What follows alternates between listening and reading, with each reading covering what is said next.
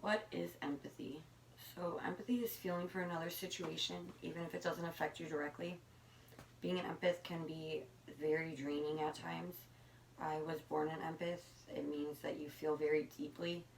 When I walk into a room that's full of people, I tend to take in all of their emotions, even if I don't plan on it or don't feel like really dealing with it.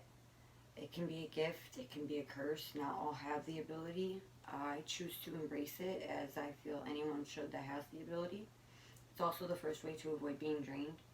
So there are 3 ways to keep yourself from feeling drained while you're an empath, or at least 3 ways that I see as important. That would be 1, to embrace your inner empath, 2, to avoid negativity, or 3, take a break when need be. In an article I read on APA PsychNet called Empathy is Hard Work, written by Cameron Hutcherson in 2019, I came across the following quote: "Empathy is considered a virtue, yet it fails in many situations, leading to a basic question. When given a chance, do people avoid empathy?" So I get it. It seems like avoiding it would be the easiest route to go, but it's also lazy and unfulfilling. When you're an empath, you can't control. Well, you can control what you're going to take in, but you can't control what situations you're going to walk into.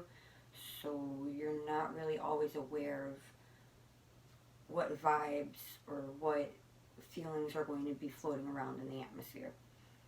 Uh, that's why my first way to avoid being drained as an empath would be to embrace your ability. While embracing it, you always need to keep in mind you cannot be everyone's savior, and you need to understand this thoroughly. Taking care of yourself can be tiring. If you add in others' emotions, that makes it even more exhausting. So how would it possibly be possible to take on everybody's emotions? You need to try and use the ability to take in what you can handle. You're going to feel a deeper connection with certain people. These are the people that you should actually try to take in, try to take on their situations.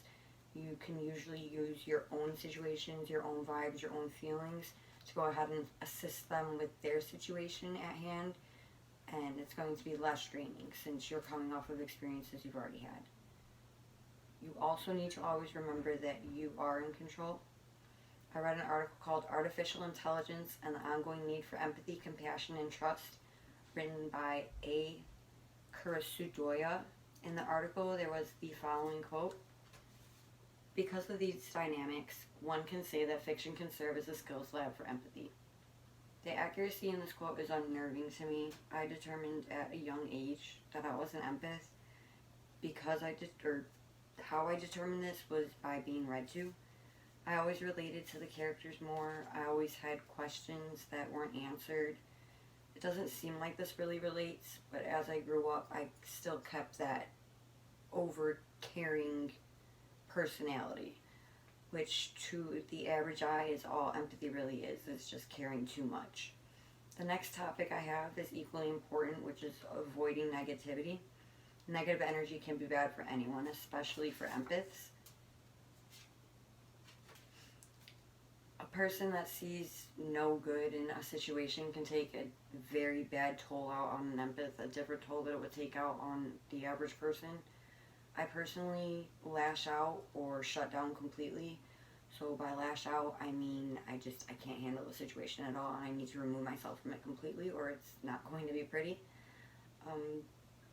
You also can't help but absorb that viewpoint that they put off. So certain places and people are going to be more draining to empaths than others, and you will be able to see that or sense the bad vibes almost immediately. If need be, just avoid that place entirely. As I stated earlier, you're always in control. So if you're stuck in a draining situation, try to flip it to your advantage. Try to see the good. Maybe you can make the others see the good in that situation. If you can't, then maybe it's just time that you take a break. We tend to save our best for last, and the final way of being an empath and not draining yourself would be to take a break. So empaths need a way to ground their energy when it becomes overwhelming. I found my best grounding comes from water or music, writing, Water's always just been soothing to me. Writing and music kind of go hand in hand with each other. The best time I've found to ground my energy is while I'm taking a break. This is when I'm removing myself from everybody and everything. You need that to ground that energy.